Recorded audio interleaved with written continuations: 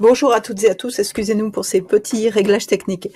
Bienvenue dans ce webinaire où nous allons parler du droit. Est-ce pour moi? C'est une excellente question.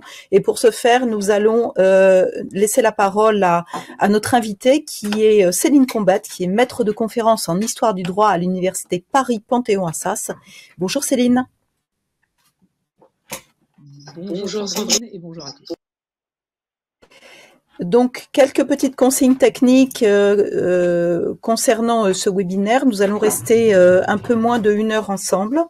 Il y aura une présentation qui sera faite par Céline et bien entendu, vous pourrez vous poser vos questions qui seront des questions qui pourront être personnalisées. Comme vous pouvez le voir sur votre droite, il y a un chat qui est disponible et ça sera pour vous le moyen de nous poser vos questions. Ces questions seront relayées à l'oral, comme ça tout le monde pourra profiter à la fois des questions et évidemment des réponses que va nous apporter Céline. À la fin de ce webinaire, il y aura un mail qui va partir avec un certain nombre d'informations, notamment le lien qui vous permettra d'accéder à ce cours en ligne qui s'intitule, je vous le rappelle, Le droit est pour moi. Et d'ici à la fin de la semaine ou tout début de la semaine prochaine, nous vous enverrons la rediffusion de ce webinaire qui va être enregistré et qui vous permettra de revenir sur certains points si vous n'étiez pas là au tout début ou s'il y a des choses que vous souhaitez revisionner. Voilà, je vais laisser la parole à notre invitée. À vous Céline. Merci beaucoup Sandrine et bonjour à tous encore une fois. Je suis extrêmement heureuse de vous retrouver via le biais de ce webinaire. Pour une question, eh bien, je pense que, alors moi je me la suis posée en qualité de lycéenne et je pense que vous êtes très nombreux à vous la poser, soit en qualité directement de lycéen parce que vous vous interrogez sur votre avenir, mais également en qualité d'informateur, on va dire, parce que vous êtes vous-même parents, vous êtes vous-même professeurs principaux, etc., et que vous voulez donner la meilleure information possible à vos étudiants. Donc cette question, moi, je me la suis posée maintenant il y a, je ne dirais pas le nombre d'années, mais quelques années. Est-ce que le droit, c'est fait pour moi? Je suis issue d'une famille où il n'y avait absolument aucun juriste, où le droit était un sujet important. Hein. Je pense qu'on ne fait pas du droit si on n'a pas un petit peu derrière soi, on va dire, des éléments d'équité, de justice, etc. Mais en fin de compte, le droit était un milieu mais complètement inconnu pour moi. Je ne connaissais pas, absolument pas ce milieu. Ma famille n'a absolument pas pu me renseigner quant à ce milieu. Alors, ce que j'ai fait, je pense, et que tout à chacun fait dans un premier temps, eh ben, il va chercher des livres en bibliothèque, il va à son CEO de quartier, il s'intéresse un peu au sujet, etc. Et puis, bon, à un moment donné, alors moi, je m'inscrivais encore à l'époque sur Minitel. Donc, au moment de mon inscription à l'université, on faisait cette inscription alors dans nos lycées respectifs. Au moment de cette inscription, je me suis interrogée, droit, où j'avais un autre domaine qui m'intéressait, l'histoire. Donc voilà, j'étais encore un peu dubitative. Et puis au final, bon, j'ai choisi le droit. Alors bon, je ne suis pas tombée très très loin puisque maintenant je suis maître de conférence en histoire du droit. Donc quelque part, ma destinée m'a récupérée. Mais j'ai fait du droit sans véritablement savoir si, eh bien, ce domaine allait me plaire. Et je dois avouer que j'ai eu beaucoup de chance parce que le premier cours que j'ai eu en amphi, qui était un cours d'introduction au droit, droit civil, eh bien, je dois avouer que j'ai eu une sorte de révélation. On ne faisait pas du tout du droit au lycée à mon époque. Donc, voilà, je ne connaissais pas la matière. Et ce cours d'introduction au droit m'a absolument passionné. Et je me suis dit, c'est ce que je veux faire et je vais le faire tout le reste de ma vie. Et voilà. Comment on se retrouve devant vous un mercredi matin à vous présenter justement les études de droit. Donc c'est quelque chose qui, je vous le souhaite, sera passionnant, qui sont extrêmement prenantes et l'on mettrait de côté le doctorat. À vrai dire, peu d'étudiants inscrits en droit poursuivre leurs études après l'obtention d'un master deuxième année, poursuivre leurs études après le master deuxième année pour des études de doctorat en droit. Mais vous pouvez bien évidemment le faire. Et si vous faites un doctorat, eh bien c'est pour devenir enseignant-chercheur, comme je le suis. Mais en général, les étudiants font au moins une licence et un master, donc c'est-à-dire 5 ans. Si vous partez à l'université, il faut vous inscrire sur une longue durée. Les études en droit à l'université, c'est 5 ans. Voilà, ça c'est quelque chose déjà que pour lequel il faut avoir conscience. On part pour des études longues quand on part pour des études en droit. Alors, et c'est à vrai dire à partir de mon passé, mais également ce que je pouvais observer en qualité d'enseignante, eh bien que l'idée de ce MOOC est née. Alors, je ne l'ai pas eu toute seule. Il y a d'autres personnes qui ont pensé également à ce MOOC, à véritablement offrir aux lycéens bien de bons renseignements, des informations quant aux cours qui allaient être justement professés ensuite à l'université. Alors,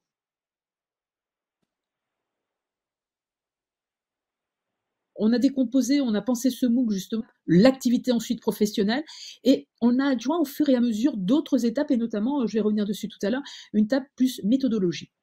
Alors, la première étape, l'étape cours, on est parti de l'idée que, eh bien, il fallait présenter au moins quelles étaient les matières qui allaient être enseignées aux étudiants. Donc, chaque matière de première année est décomposée en 2 vidéos. Une première vidéo, c'est une introduction. On définit en qualité de juriste la matière qu'on va enseigner. Puis, une seconde vidéo où on fait une présentation, un exemple de cours qu'on enseigne nous-mêmes en cours. Alors, moi, par exemple, j'ai fait les vidéos sur l'histoire des institutions. Dans une première vidéo, comme je l'indiquais, je définis la matière. Puis, dans une seconde vidéo, eh bien, je donne un exemple de cours. J'ai fait notamment sur les lois fondamentales du royaume, eh bien, le sujet que je traite en cours naturellement. Voilà, et chaque cours de première année, puis ensuite de deuxième et troisième année, on a vraiment enrichi au fur et à mesure ces cours pour que vous ayez une grande vision d'ensemble de ce que vous alliez suivre à l'université en droit, pour que chaque matière soit ainsi illustrée. Puis ensuite, dans une seconde partie, dans une deuxième étape, on a donné donc des grandes activités juridiques parce qu'on a tendance à penser que le droit mène à tout.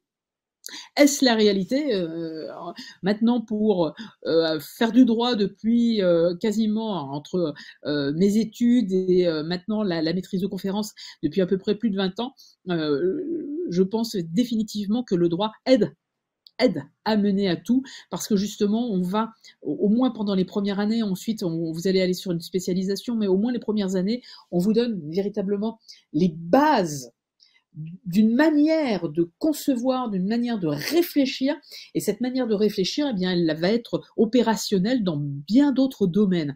Donc oui, le droit vous aide à aller sur beaucoup d'activités. Donc c'est la partie professionnelle. Et enfin, dans un troisième temps, on s'est rendu compte que les étudiants, en général, aimaient beaucoup les cours qui avaient lieu en droit, mais il y avait peut-être un peu plus de difficultés, par contre, sur ce qu'on appelle la méthode juridique. Ça, c'était vraiment quelque chose qui, parfois, eh bien, empêchait les étudiants de réussir leurs années universitaires parce qu'ils n'arrivaient pas, me disait-il alors, je n'arrive pas à saisir la méthode en droit. Donc on a également, pour aider, avant cette rentrée à l'université, on a donné aux lycéens également des exemples pour mieux illustrer notre propos en termes de méthodologie, pour comprendre ce qu'on allait attendre d'eux à l'université, à travers notamment des grands exercices juridiques que sont le commentaire de texte, le commentaire d'arrêt, les cas pratiques, etc. Alors bien évidemment, on ne va pas vous demander d'en faire, mais c'est simplement pour vous montrer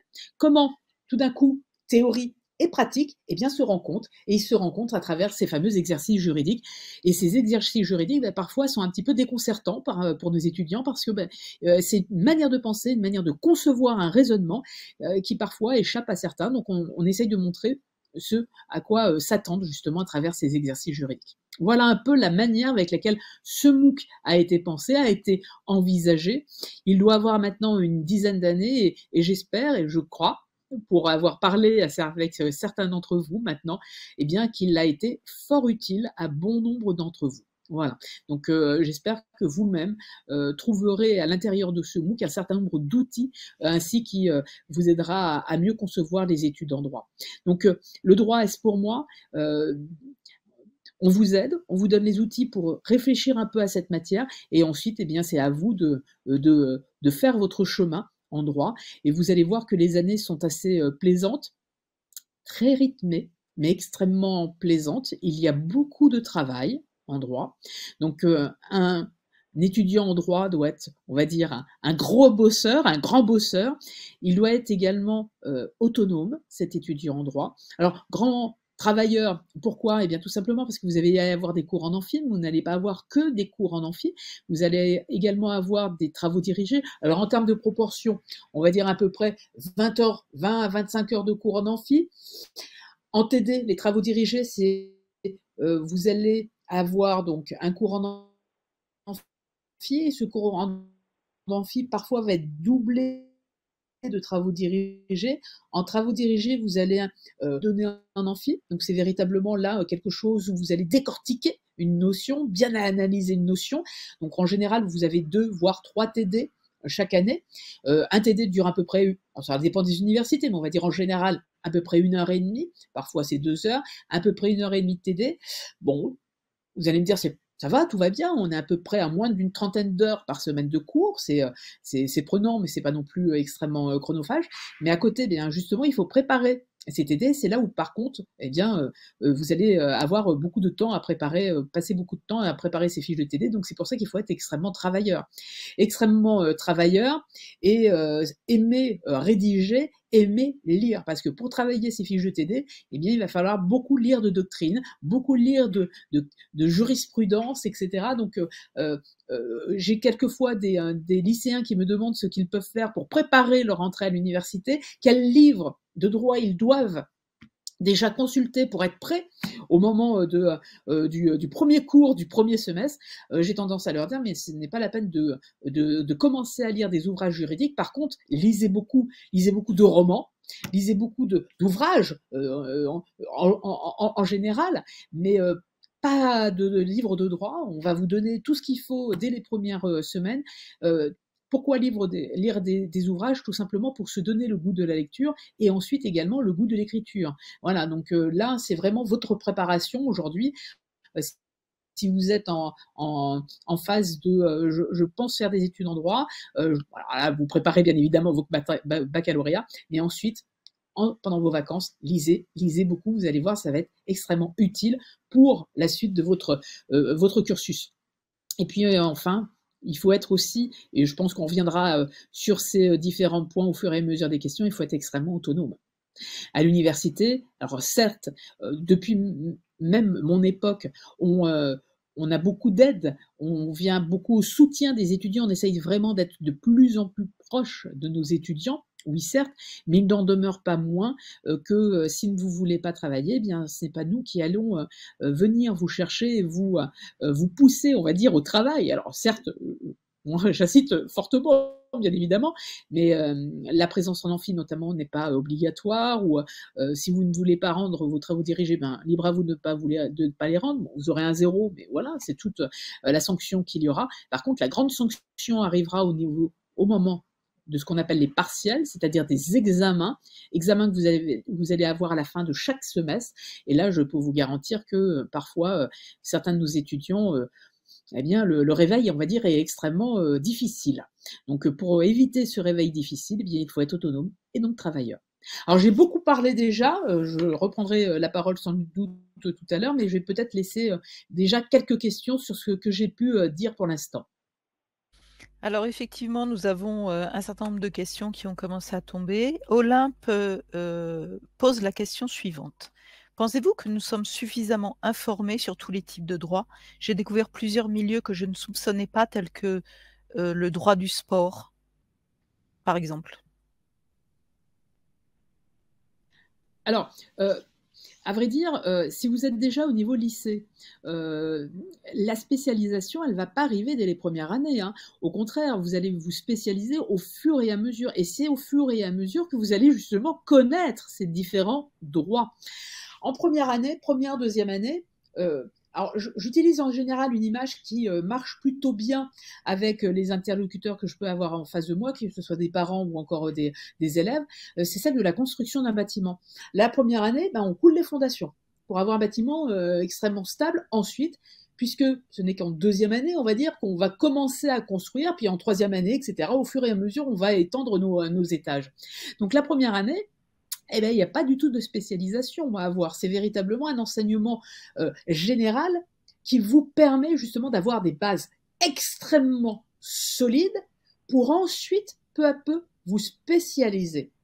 Et justement, c'est l'avantage d'avoir des licences, on va dire, très générales, c'est vous allez piocher un peu dans chaque matière. Dans chaque domaine, on va vous donner des éléments du droit administratif, du droit pénal, du droit constitutionnel, du droit des affaires, etc. Donc, c'est vraiment là des années, on va dire, de découverte des différents droits. Puis à partir de la 3e année, une première petite spécialisation. Est-ce que vous êtes plus privatiste ou plus publiciste? En fonction de votre réponse, c'est-à-dire que vous préférez les relations entre particuliers, privatistes, ou alors c'est les relations entre particuliers et État ou entre États qui semblent le mieux, on va dire, dans votre logique juridique, eh bien là, vous êtes publiciste. Et après cette 3e année, cette première étape de spécialisation, c'est là où la spécialisation rentre vraiment en ligne de compte. Et chaque université propose, mais alors, un nombre de masters, mais assez impressionnant. Et chaque master pose justement une spécialisation. Alors, il y a des grands domaines qui, par exemple, droit privé général, mais droit privé général, déjà rien que dans le titre, on se dit, bon, c'est très généraliste, il n'en demeure pas moins que ça reste quand même un domaine précis que vous allez étudier. Donc c'est à partir du master où la spécialisation se fait. Mais vous allez découvrir ces différents domaines au fur et à mesure de votre cursus. Donc que vous ne connaissiez pas tous les domaines aujourd'hui, on va dire, c'est normal. Mais au fur et à mesure, vous allez aller à des domaines qui, par exemple, à mon époque, n'existaient pas ou n'étaient pas encore très développés. Droit de l'environnement, par exemple. Ça, c'est un domaine qui, on le sent monter en puissance de façon assez impressionnante. D'autres domaines, à mon époque, pareil, étaient dits, on va dire, en termes d'insertion professionnelle, pas forcément très mobilisables. L'insertion professionnelle n'était pas aisée dans ces domaines. Alors qu'aujourd'hui, ces mêmes domaines, et là je peux vous en parler par exemple en droit du travail, à mon époque on disait le droit du travail en termes d'insertion professionnelle, c'est peut-être pas forcément ce qu'il y a plus porteur. Aujourd'hui, alors je peux d'autant plus en parler qu'on est en plein forum de recrutement, etc. Aujourd'hui, le droit du travail, c'est un domaine où il y a peut-être plus d'offres que de candidats disponibles pour pouvoir remplir toutes ces offres. Donc vous voyez, d'une année à l'autre, d'un domaine à l'autre, les choses changent complètement. Après, ce qu'on peut proposer également dans ce cours en ligne, Céline, c'est que justement, il y a des enseignants de l'université qui viennent parler de toutes ces disciplines qui ne sont pas forcément connues, parce que on sait très bien qu'en première année, les étudiants connaissent le droit pénal, peut-être un peu le droit constitutionnel, mais tout ce que Olympe suggérait, c'est vrai effectivement, il y a plein de spécialités de droit qui ne sont pas connues, mais qui peuvent déboucher sur des métiers extrêmement intéressants. Ah mais tout à fait, le droit du sport en fait partie, hein. Il y a quelques universités qui aujourd'hui proposent justement des masters dans ces domaines et qui peuvent aller, alors ça peut être à agent de sportifs professionnels jusqu'à la défense de certains contrats particuliers. Voilà, donc là encore, c'est un domaine extrêmement large. On va peut-être prendre une autre question. Il y a Béatrice qui demande si on peut prendre un cursus de droit après avoir fait un BTS. Alors tout à fait. Alors tout dépend déjà d'une part du BTS et ensuite il y a un système de ce qu'on appelle les équivalences. Chaque université va mettre en place un système d'équivalence. Il y a une commission qui va siéger et qui va estimer que votre dossier, je ne sais pas, je vais dire n'importe quoi, un BTS en notariat, équivaut à tel niveau à l'université en droit. Mais là, c'est du cas par cas. Chaque université a sa propre jurisprudence quant aux équivalences qui peuvent être concédées après l'obtention d'un BTS, après l'obtention d'un but, etc., même d'un autre cursus à l'université. Chaque université a la main sur ces équivalences.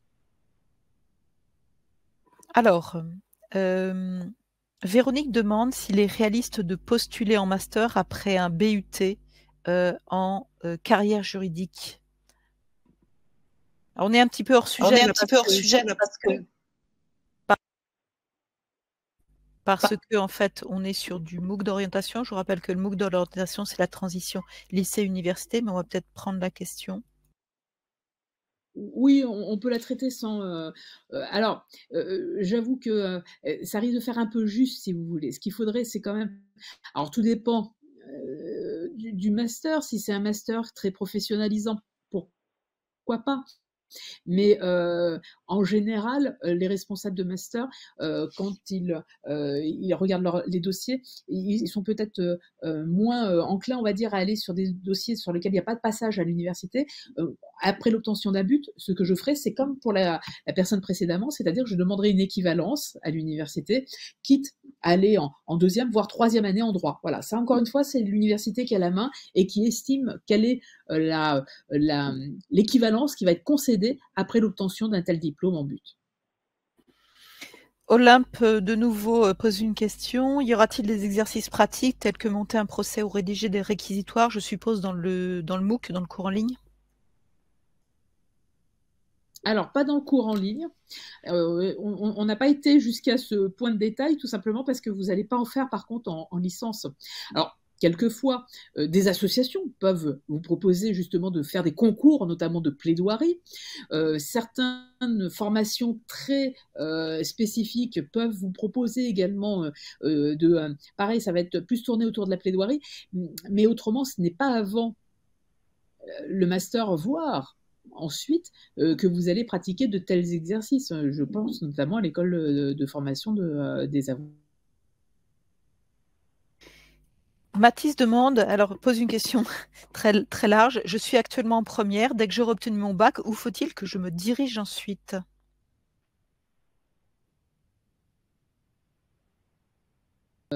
Alors, en effet, c'est très très large.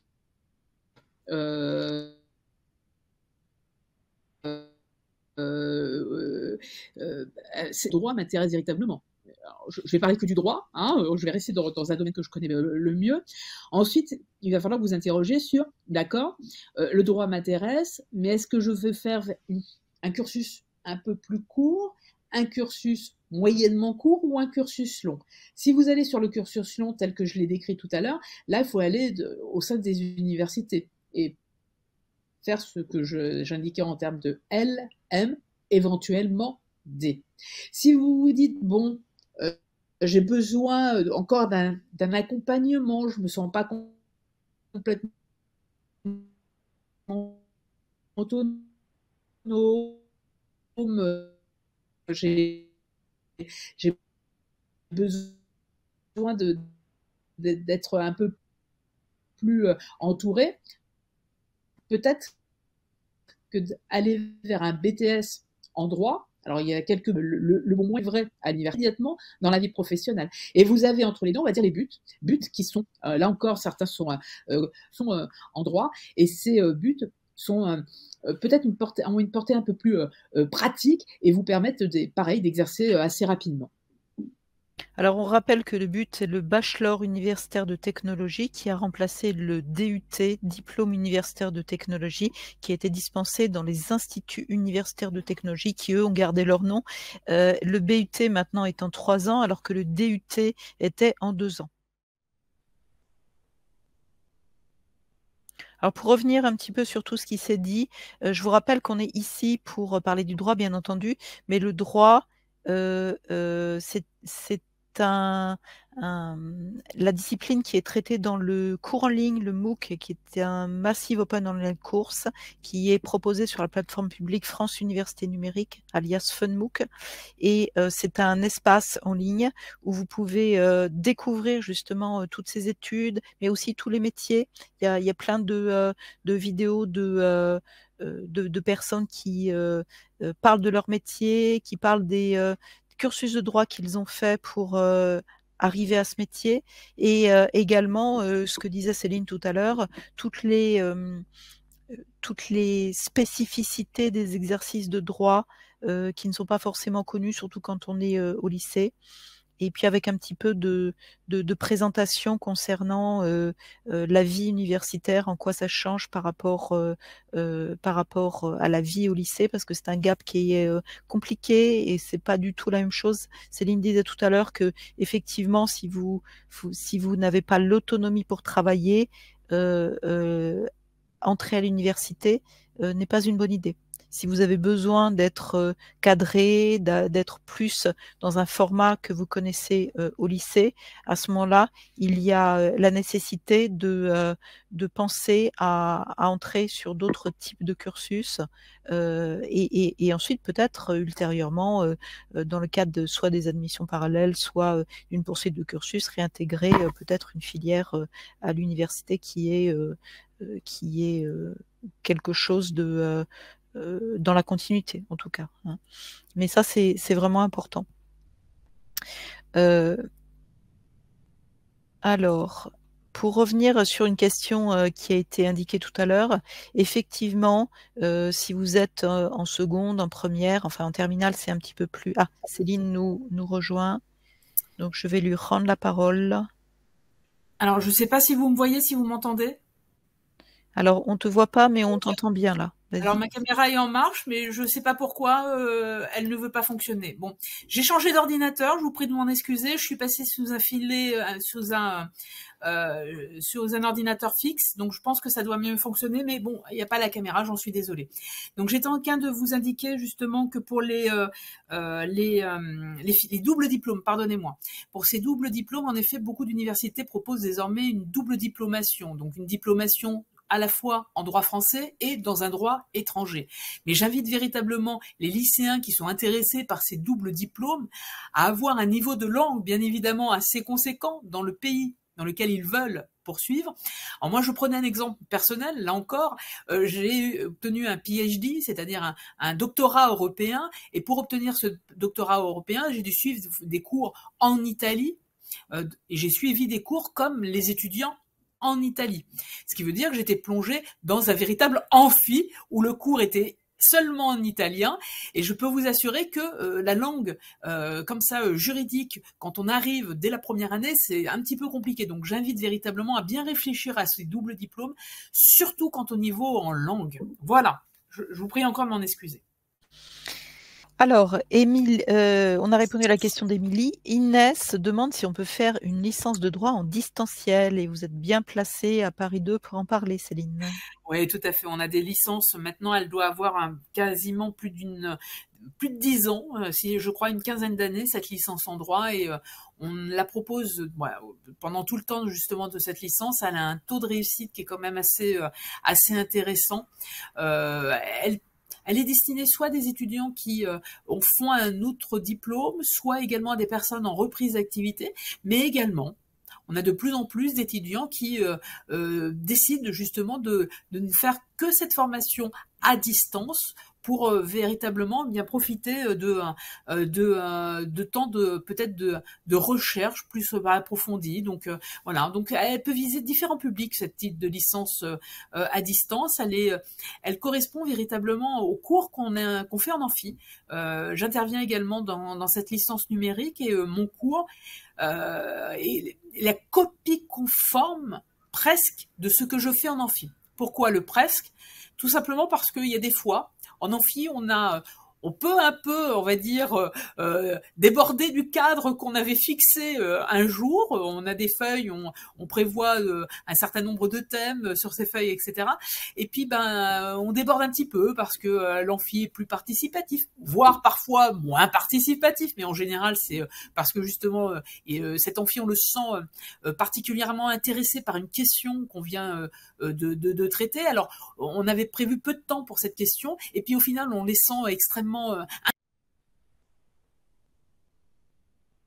Alors pour revenir un petit peu sur tout ce qui s'est dit, je vous rappelle qu'on est ici pour parler du droit, bien entendu, mais le droit, c'est la discipline qui est traitée dans le cours en ligne, le MOOC, qui est un Massive Open Online Course, qui est proposé sur la plateforme publique France Université Numérique, alias FunMOOC. Et c'est un espace en ligne où vous pouvez découvrir justement toutes ces études, mais aussi tous les métiers. Il y a plein de vidéos de personnes qui parlent de leur métier, qui parlent des cursus de droit qu'ils ont fait pour arriver à ce métier, et également ce que disait Céline tout à l'heure, toutes les spécificités des exercices de droit qui ne sont pas forcément connus, surtout quand on est au lycée. et puis avec un petit peu de présentation concernant la vie universitaire. Alors pour revenir un petit peu sur tout ce qui s'est dit, je vous rappelle qu'on est ici pour parler du droit, bien entendu, mais le droit, c'est la discipline qui est traitée dans le cours en ligne, le MOOC, qui est un Massive Open Online Course, qui est proposé sur la plateforme publique France Université Numérique, alias FunMOOC. Et c'est un espace en ligne où vous pouvez découvrir justement toutes ces études, mais aussi tous les métiers. Il y a plein de vidéos de personnes qui parlent de leur métier, qui parlent des cursus de droit qu'ils ont fait pour arriver à ce métier, et également ce que disait Céline tout à l'heure, toutes les spécificités. Alors pour revenir un petit peu sur tout ce qui s'est dit, je vous rappelle qu'on est ici pour parler du droit, bien entendu, mais le droit, c'est la discipline qui est traitée dans le cours en ligne, le MOOC, qui est un Massive Open Online Course, qui est proposé sur la plateforme publique France Université Numérique, alias FunMOOC.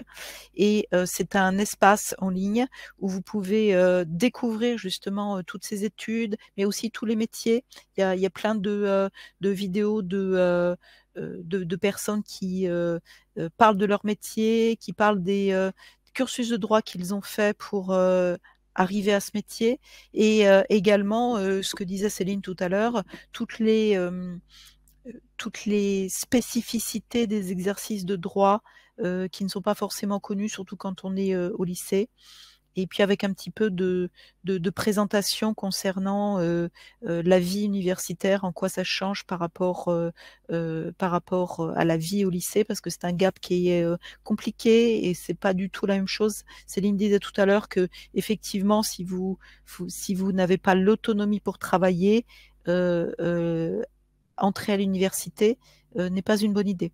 Si vous avez besoin d'être cadré, d'être plus dans un format que vous connaissez au lycée, à ce moment-là, il y a la nécessité de penser à entrer sur d'autres types de cursus et ensuite peut-être ultérieurement, dans le cadre de soit des admissions parallèles, soit une poursuite de cursus, réintégrer peut-être une filière à l'université qui est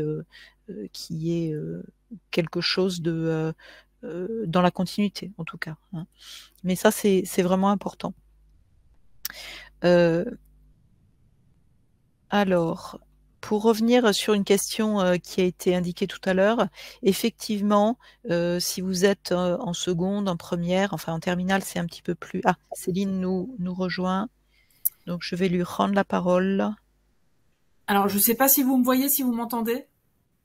Alors, on ne te voit pas, mais on t'entend bien là. Alors ma caméra est en marche, mais je ne sais pas pourquoi elle ne veut pas fonctionner. Bon, j'ai changé d'ordinateur, je vous prie de m'en excuser. Je suis passée sous un filet, sous un ordinateur fixe, donc je pense que ça doit mieux fonctionner. Mais bon, il n'y a pas la caméra, j'en suis désolée.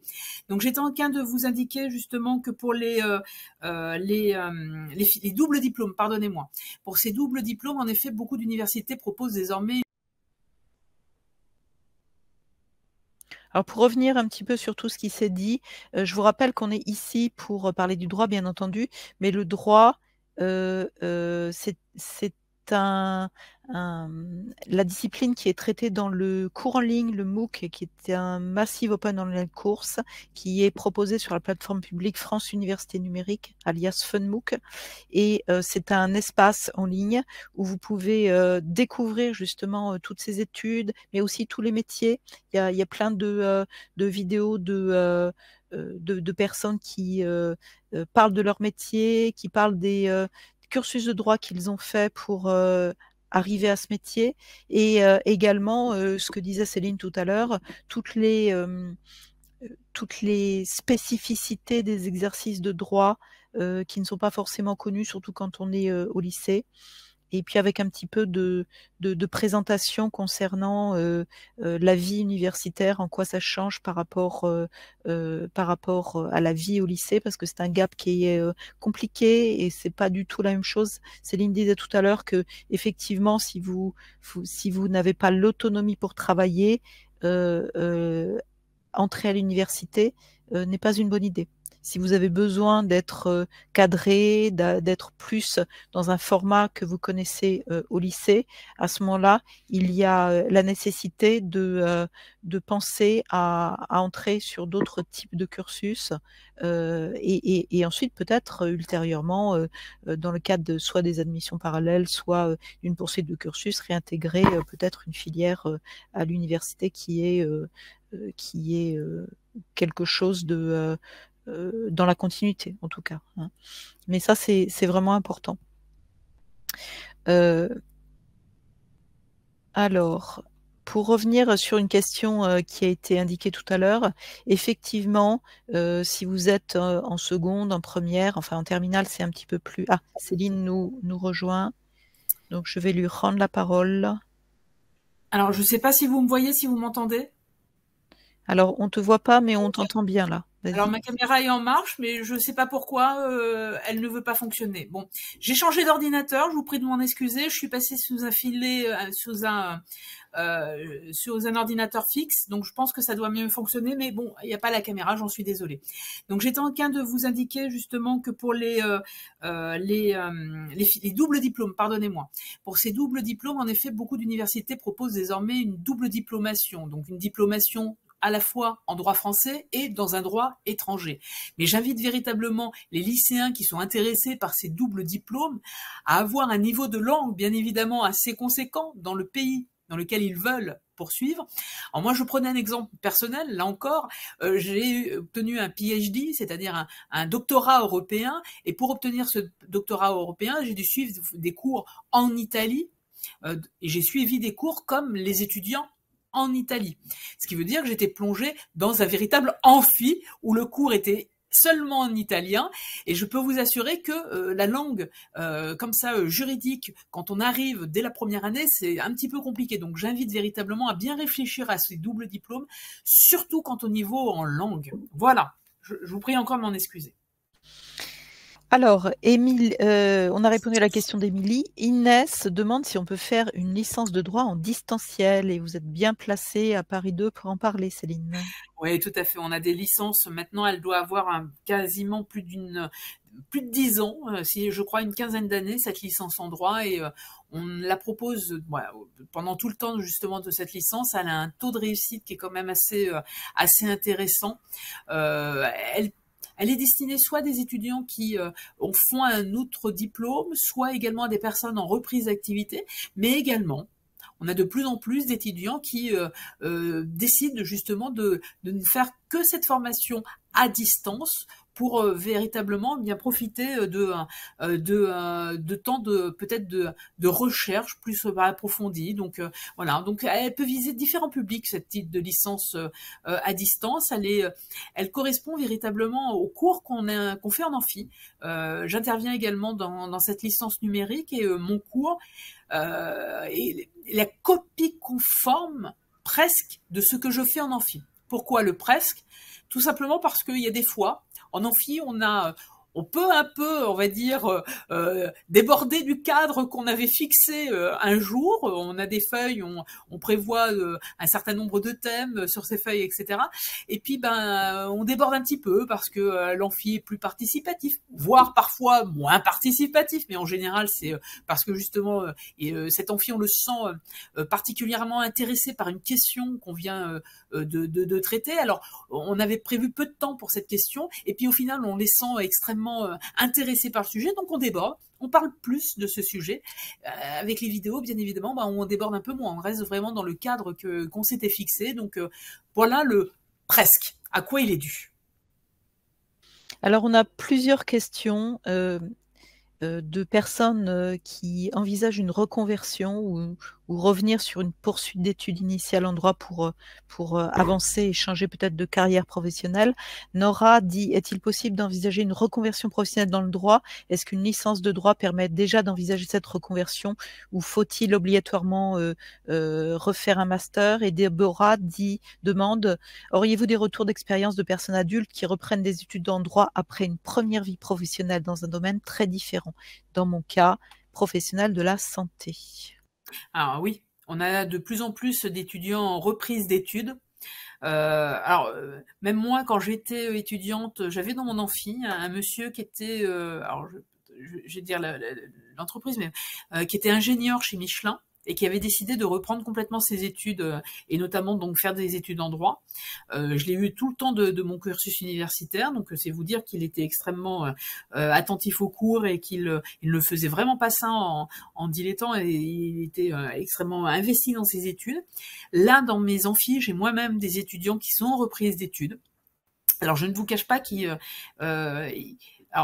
ils sont pas en difficulté, hein, c'est pas ce que je veux dire, mais c'est un peu plus difficile de se remettre sur justement les études qu'avant. Donc il peut y avoir parfois un peu de difficultés, mais ils réussissent. Hein. Je les vois, ces étudiants, ils s'accrochent énormément, ils viennent beaucoup nous poser des questions à la fin des cours. On essaye vraiment d'être très attentif à eux et ils reprennent assez vite. Et en général, ces étudiants, j'allais dire, travaillent beaucoup plus. Mais c'est un peu le cas, ils travaillent beaucoup plus que des étudiants, on va dire, un peu plus jeunes qu'on a à la sortie du lycée, parce qu'ils ont conscience justement que ils ont besoin peut-être d'avoir plus d'activités qu'eux et que ils ont eu une première vie professionnelle et ils savent les attentes qu'il y a derrière. Donc est-ce que une licence, est-ce qu'il faut passer par une licence et ensuite un master? Tout dépend de votre première vie professionnelle, ce que vous avez pu faire, parce qu'on a également ce qu'on appelle des validations des acquis de l'expérience professionnelle qui vous permettent parfois, justement, de ne pas passer par le biais d'une licence et de voir valider sa licence pour pouvoir aller directement sur un master. Alors, pour les professionnels de la santé, je crois qu'il y avait quelqu'un qui était précédemment dans le milieu de la santé, là peut-être en effet envisager une reprise d'études en licence et encore le niveau, il faudrait voir un peu ce que vous avez fait précédemment pour voir si on peut vous accorder une deuxième année ou moins ou une troisième année. Là tout dépend des dossiers. Il y a beaucoup de cas de figure qui doivent être travaillés au cas par cas. Mais ce qui est intéressant avec votre hypothèse en droit en santé, pardon, c'est que justement j'ai commencé à dévoiler un peu mes propos. On a des domaines qui sont pas proches, mais qui sont en développement, notamment du droit de la santé, du droit de la propriété industrielle, etc., qui seraient, à mon avis, très intéressés pour avoir une personne au sein de leur cursus qui ont déjà eu un semblant enfin même pas qu'un semblant, mais qui connaissent bien le monde de la santé et qui en même temps ont cette appétence pour le droit, donc une double casquette. Je pense que vous pourriez faire fureur dans certains domaines. Voilà, je ne sais pas si j'étais assez complète sur ce sujet. On a une dernière question de Jean, il me semble, qui demande si on peut reprendre des études de droit à 60 ans. Je vais reprendre le cas de mon monsieur qui était ingénieur chez Michelin et qui avait plus de 60 ans quand il a repris ses études en droit, donc oui. Il a même soutenu une thèse en histoire du droit. Donc c'est de vous dire que il a été au bout du bout. Alors, on a plusieurs questions sur les spécialités à choisir en terminale pour se diriger vers le droit. Ça, c'est une question qu'on nous pose souvent. Ouais. Alors chaque université, on va dire, a défini. On a ce qu'on appelle des sortes de prérequis, des attendus, plus exactement, qui ont été définis par toutes les universités en commun. C'est ce qu'on appelle les attendus nationaux. Et ces attendus nationaux, ils sont listés. Hein, vous les connaissez. C'est avoir une appétence pour le domaine littéraire. C'est également avoir une certaine logique, etc. Et toutes ces attendus ont été, on va dire, traduits sous la forme du questionnaire d'auto-évaluation que vous devez faire avant de pouvoir justement former vos vœux en droit, avant de faire vos vœux en droit. Voilà, donc ça, c'est les attendus nationaux. Puis à côté, les universités ont essayé on va dire, d'être parfois un peu plus précis dans les spécialités, parce que c'était des questions que beaucoup de lycéens nous posaient sur les forums et autres salons que nous pouvions faire. Est-ce qu'il y a spécialités, on va dire, qui sont plus, qui nous amènent plus de compétences pour ensuite poursuivre par le droit. Eh bien, en effet, on a listé un certain nombre de ces matières. C'est par exemple la GGSP, c'est la littérature, c'est SES, c'est les mathématiques, etc. Donc, on a essayé de voir quelles étaient ces spécialités qui vous allaient vous apporter plus de compétences pour ensuite faire vos études en droit. Mais ne pas avoir ces spécialités, ça ne veut pas dire que c'est rédhibitoire pour ensuite faire du droit. Absolument pas. On a juste estimé que les compétences que ces matières vous donnaient étaient plus en adéquation avec ce qu'on allait attendre de vous, quels étaient ce qu'on allait mobiliser, plus exactement, ensuite, pour réussir en droit. Alors, si je peux rajouter un point, parce qu'on nous demande si dans le MOOC, il y a quelque part justement la liste de ces spécialités de préférence. S'il y a, c'est très bien, mais s'il n'y a pas, il y a quand même des forums dans le MOOC où tous les gens peuvent poser des questions. C'est la spécificité des MOOC. Exactement. Et puis encore une fois, je suis pas sûre que chaque université ait on va dire dressé la liste de ses spécialités, parce que là, pour mon université, on a essayé vraiment de faire quelque chose de très précis, mais en même temps, on se rend compte qu'au final, ces compétences, vous pouvez les avoir de façon beaucoup plus transversale. Donc voilà. Bon. Mais, regardez également sur les pages des universités où ces spécialités sont en général listées. Sylvain demande la chose suivante. Si on n'a pas pris l'habitude de lire suffisamment, mais qu'on s'y met maintenant, peut-on quand même réussir en fac de droit? Oui, je suis une lectrice tardive. Je n'ai pas forcément, on va dire, lire quand j'étais au collège. Alors j'ai découvert véritablement la lecture avec mon enseignante de français de 4e qui m'a initiée à la lecture. Alors je lisais, hein, mais sans plus. Alors j'ai un tonton, moi, qui m'avait converti au Tintin, donc c'est là-dedans que j'ai appris à lire, on va dire, dans les Tintins. Puis au fur et à mesure, bon, je lisais, mais vraiment comme toute personne. C'est des ouvrages qu'on nous imposait en 6e, en 5e, Bilbo le Hobbit, etc. En 6e, j'ai encore cet ouvrage même dans ma bibliothèque, mais voilà, il n'y avait pas plus de littérature, hein, je lisais pas plus, si ce n'est des ouvrages imposés. Puis en 4e, vraiment, cette professeure de français a été une sorte de révélation pour moi. Alors déjà, j'ai fait beaucoup de progrès en grammaire et en orthographe grâce à elle, donc je la remercie vivement. Et vraiment, la lecture, les ouvrages qu'elle nous a conseillés m'ont guidé vers de plus en plus de plaisir à lire. Donc je suis vraiment montée en puissance. Et à partir de la seconde, de la première, j'ai vraiment beaucoup lu. Et je pense que c'est jamais trop tard. Même pour commencer des études en droit, là maintenant, si vous êtes au lycée, en première ou en terminale, il n'est jamais trop tard pour commencer à aimer lire, parce qu'il faut aimer lire. Il n'est jamais trop tard, et le goût de la lecture, si vous tombez sur les bons ouvrages qui vous aident à aimer justement la lecture, eh ben ça sera le bingo. On a plusieurs questions sur l'alternance. Est-ce que l'alternance est possible dans le milieu universitaire et spécifiquement au niveau du droit? Alors l'alternance, c'est tout à fait possible. On a de plus en plus de masters qui proposent justement, je parle au niveau master. Il y en a quelques-uns au niveau licence, mais là c'est très spécifique. C'est notamment une licence pour des sportifs de haut niveau. Voilà, donc c'est très particulier. Mais on a de plus en plus de masters qui passent en alternance. Alors, pas complètement tous les masters. Pourquoi? Parce que justement, on a, pour avoir beaucoup discuté avec le monde professionnel, l'alternance n'est pas forcément, parfois, toujours recommandée en droit.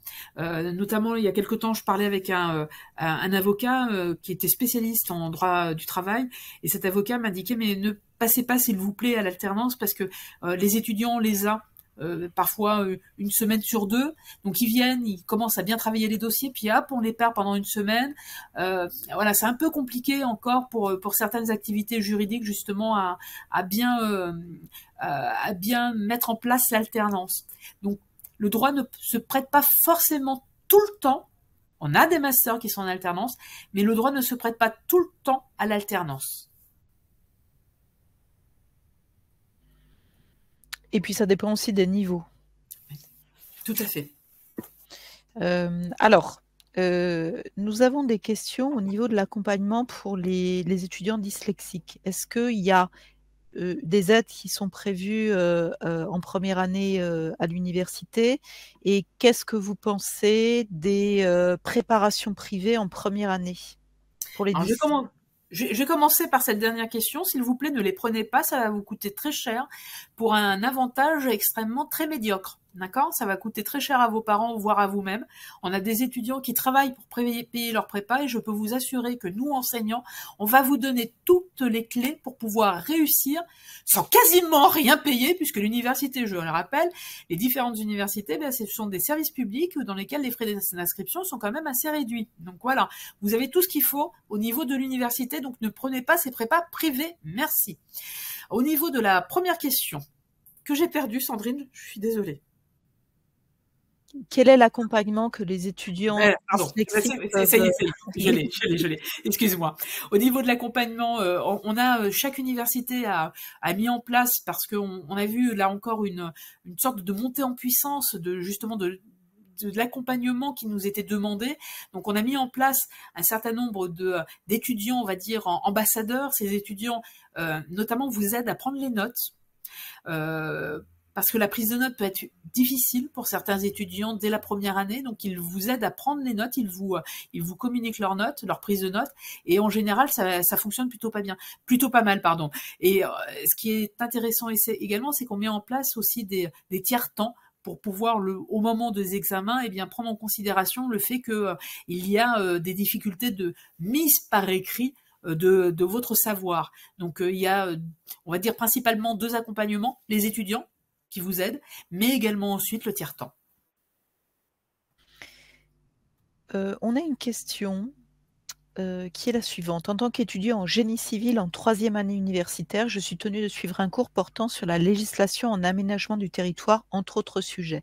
J'aimerais savoir si ce MOOC pourrait m'aider à mieux comprendre les aspects juridiques liés à cette discipline. Pas suffisamment. Je préfère être honnête avec vous. Là, c'est vraiment quelque chose qui va toucher à tout ce qui est législation sur l'urbanisme, règles administratives. Alors peut-être un petit peu de droit administratif, mais je pense que ça sera pas assez pointu pour pouvoir vous aider à mieux comprendre ce domaine qui est quand même très particulier. Alors peut-être regarder, mais alors ça, les vidéos en droit administratif, c'est de la 2e année. Peut-être les vidéos en droit administratif, et également peut-être un petit peu en droit civil, notamment en première année, où il y a un cours d'introduction au droit civil, où vous avez du droit des biens. Et dans le droit des biens, on va parler de la distinction entre ce qui est immeuble et meuble. Et ça peut être intéressant aussi. Donc je focaliserai sur ces 2 matières, mais ça sera pas suffisant. Voilà, je préfère vous le dire. Laurence se demande si c'est une bonne idée de passer par Sciences Po pour garder un domaine plus large et être sûr avant de se diriger vers le droit. Et du coup, quelles études aller après Sciences Po? Je dirais que à Sciences Politiques, il y a des spécialités en droit. Et au-delà de ça, on avait eu une question dans un autre webinaire d'une personne qui se demandait si elle peut faire du droit après des classes prépa. Donc IEP d'un côté, classe prépa de l'autre. Alors, ça va être une question, on va dire, personnelle. Je peux pas vous dire, oui, commencer par Sciences Po, puis ensuite poursuivre par du droit. Là, on a certains étudiants qui font du droit et qui ensuite vont à Sciences Po, si vous voulez. Ça va être vraiment une construction, on va dire, de cursus qui vous est vraiment personnel. Si vous savez que le droit, c'est le domaine qui vous motive, vous savez que vous voulez en faire votre insertion professionnelle, je dirais c'est un petit peu alambiqué d'aller sur Sciences Po pour revenir ensuite vers le droit. Si vraiment le droit c'est votre domaine, commencez directement par une fac de droit. J'ai une collègue qui est aujourd'hui, elle a fait une thèse en histoire du droit avec moi, qui est aujourd'hui magistrate, et elle nous dit que parfois les étudiants en droit, les connaissances sont un peu plus solides en droit que les étudiants en sciences politiques. Hein, voilà, donc c'est pas pour être... Mais en effet, votre cursus en droit vous donnera vraiment des bases très solides. Donc en matière de magistrature, notamment, si c'est la magistrature qui vous intéresse, là vous aurez la formation qu'il faut et adéquate pour parfaitement aller dans ce domaine. Les classes prépa, c'est pareil. Si vous ne savez pas encore forcément si le droit est fait pour vous et que vous avez besoin encore, eh bien, on va dire, de goûter au plaisir, d'avoir une multitude de matières enseignées avec une bonne culture générale, peut-être en effet commencer par une classe prépa et ensuite basculer en droit. Mais si, comme pour Sciences Po, vous savez déjà que le droit, c'est véritablement votre domaine, allez directement en droit. Hein. On a des étudiants qui parfois regrettent même en disant si j'avais su, j'aurais commencé directement par les études en droit parce que j'ai fait une classe prépa où ça m'a apporté quelque chose. Ça, ils en sont toujours convaincus. Mais au final, ils se retrouvent plus volontiers en droit. Ils avaient peur parfois d'aller en droit. Ils avaient peur d'aller en droit parce que justement, ils avaient peur d'une spécialisation. Et encore une fois, bien cette spécialisation, la manière avec laquelle on va vous enseigner le droit, oui, vous allez faire du droit, mais le raisonnement qu'on va vous donner, la manière de raisonner en droit, va vous permettre d'appliquer ce mode de raisonnement dans plein d'autres domaines. Donc, n'y voyez pas comme quelque chose d'extrêmement enfermant. Au contraire, le droit ouvre à plein de domaines. Voilà. On a plusieurs questions sur le niveau de rédaction nécessaire pour suivre des études de droit. Il y a comme une sorte d'appréhension. Quel est le niveau? Est-ce qu'il faut être excellent pour réussir en première année? Quel niveau demander? Si on a du mal à rédiger, est-ce que cette capacité est retravaillée en études de droit? Alors, quel niveau, je pourrais pas forcément vous l'indiquer si vous voulez, mais si, par exemple, quand vous rendez des devoirs, je vais prendre une matière comme par exemple SES, dans lequel on est assez proche quand même de, voire histoire-géographie, dans lesquelles ce sont des matières assez proches en termes de raisonnement, en termes de rédaction, qui sont demandées entre le droit et ces matières. Si déjà vos enseignants vous font quelques réflexions, disant on peine à vous suivre, le discours est alambiqué, etc., peut-être qu'en effet, là, le droit n'est pas forcément la matière qu'il vous faut, tout simplement parce que vous risquez d'avoir déjà des difficultés dès la première année. Est-ce que c'est retravaillé? Oui et non. C'est-à-dire que, bien évidemment, comme vous allez faire beaucoup d'exercices juridiques, forcément, vous allez retravailler votre domaine. Est-ce qu'il y a du français? Parfois, certaines universités proposent des cours supplémentaires en culture générale et en français. Donc, en fonction des programmes, vous pouvez avoir certaines universités, en effet, qui peuvent vous proposer certaines matières qui vous permettent de renforcer vos compétences en matière de rédaction. Mais pas toutes les universités. Et je pense qu'il y a quand même des grands indicateurs. Et faites confiance à vos professeurs de lycée. Si ces professeurs de lycée émettent déjà des doutes quant à vos capacités de rédaction, ça veut dire quelque chose. Quelle moyenne générale faut-il approximativement avoir au lycée pour rentrer en droit? Je dirais aucune moyenne approximative, parce que ça peut être, le droit peut être véritablement un révélateur. Et là, j'utilise encore mon cas personnel. Quand j'étais au lycée, j'étais pas forcément une extrêmement bonne lycéenne, j'étais pas mauvaise, hein, je vais pas non plus vous mentir. J'étais, on va dire, dans la moyenne des lycéens. J'ai eu mon bac avec 12 de moyenne, hein, c'est ce qui fait un petit bac pour aujourd'hui. Et puis, quand je suis passée à l'université, encore une fois, j'ai eu une sorte de révélation j'ai trouvé ma matière, tout simplement. J'ai trouvé la matière qui m'intéressait à étudier. Et là, je suis devenue bonne étudiante. J'ai même fini major de promotion pour le concours d'entrée et l'examen de l'école du barreau. Donc, vous voyez, on peut partir d'un niveau moyen plus quand même, hein, à finir en étant plutôt pas mauvais. J'en suis assez fière de mon niveau. On a plusieurs questions un peu spécifiques sur des parcours qui pourraient être facilitants pour entrer en droit, et notamment le parcours Euro pour les jeunes, les lycéennes, les lycéens qui sont donc au lycée. Et puis Dominique qui pose la question sur l'option en terminale droit et grands enjeux du monde contemporain. Est-elle facilitante pour des débuts à l'université? Alors, je vais commencer par la première question. Est-ce que c'est différents parcours? Oui, forcément. Le domaine du droit aujourd'hui n'est plus un domaine purement interne. Hein. Beaucoup de professionnels travaillent en anglais, ne serait-ce que, même s'ils sont en activité en France, la plupart des juristes aujourd'hui, on leur demande d'avoir un très bon niveau d'anglais. C'est pas le mien, mais aujourd'hui, c'est indispensable d'avoir quelques bases très solides en anglais. Donc forcément, ces types de parcours tels que les baccalauréats internationaux, etc., forcément, ce sont des plus dans votre futur à l'université, même plutôt dans votre future insertion professionnelle. Donc oui. Quant à la matière droit et grands enjeux contemporains, c'est une matière qui vous permet déjà de réfléchir à l'actualité, de réfléchir en ayant une culture générale importante. Est-ce que vous allez faire, on va dire, en droit exactement, est-ce que vous allez étudier le droit de la même manière que vous le faites dans droit et grands enjeux contemporains? Non. On est face véritablement, alors c'est pas un décalage, hein, mais à des matières qui ne sont pas enseignées de la même façon. Le droit et grands enjeux contemporains au lycée, reste une matière, on va dire, dans laquelle il n'y a pas la technicité juridique que vous allez avoir, par contre, à l'université. À l'université, là, il y a une technique juridique qui se met en place avec un mode de raisonnement qui est quand même singulier. Et les deux matières ne sont pas correspondantes à 300%. Par contre, elle aide.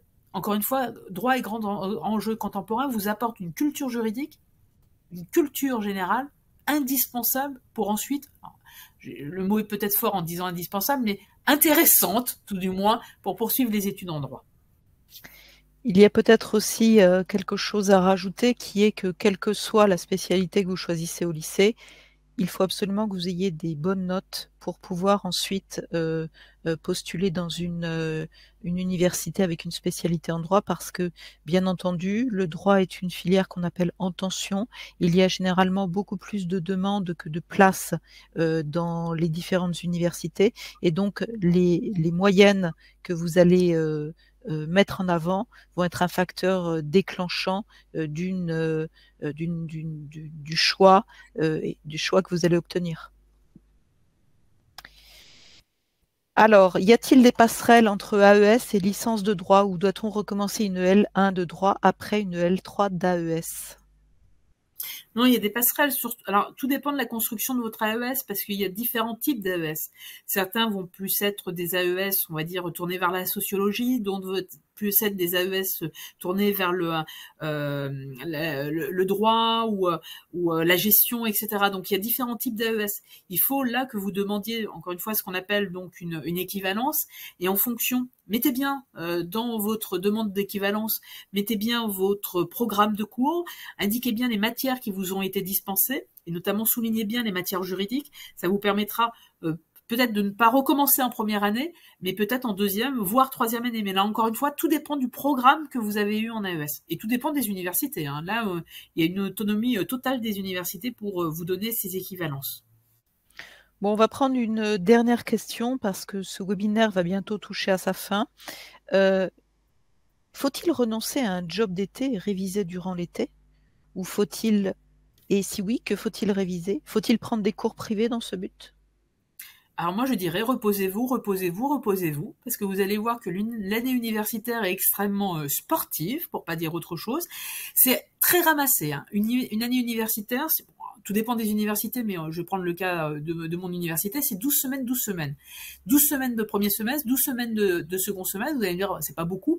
Et ben oui, c'est pas beaucoup, et donc le programme forcément est très intense. C'est une sorte de course de fond qu'on vous propose, et pour être en forme, pour tenir une course de fond, et ben faut sacrément se reposer. Donc avant l'été, pendant l'été, on se repose. Alors pas avant l'été, parce qu'avant l'été, on a le baccalauréat, hein, on finit les matières, etc. Donc pendant l'été, on se repose. Et j'ai vu également qu'il y avait la question sur ces prépas. Non, non, pas de prépa, merci. Nous arrivons au bout de ce webinaire. Nous n'avons pas pu relayer toutes les questions. Je vous propose de vous inscrire sur le MOOC Le droit est pour moi, qui est un cours en ligne gratuit créé par les établissements d'enseignement supérieur, en l'occurrence l'Université Paris-Panthéon-Assas, qui vous permet d'avoir accès à plein de ressources, des vidéos de professionnels, des vidéos d'enseignants, de professeurs de l'université qui enseignent le droit, et puis tout un tas de ressources qui éclairent sur les pratiques, sur votre pratique problématique d'étudiante ou d'étudiant en droit que vous allez, dans laquelle vous allez pouvoir vous projeter. Et puis surtout, il y aura un forum dans ce cours où vous allez pouvoir répercuter ces questions et Céline pourra y répondre. Merci beaucoup, Céline.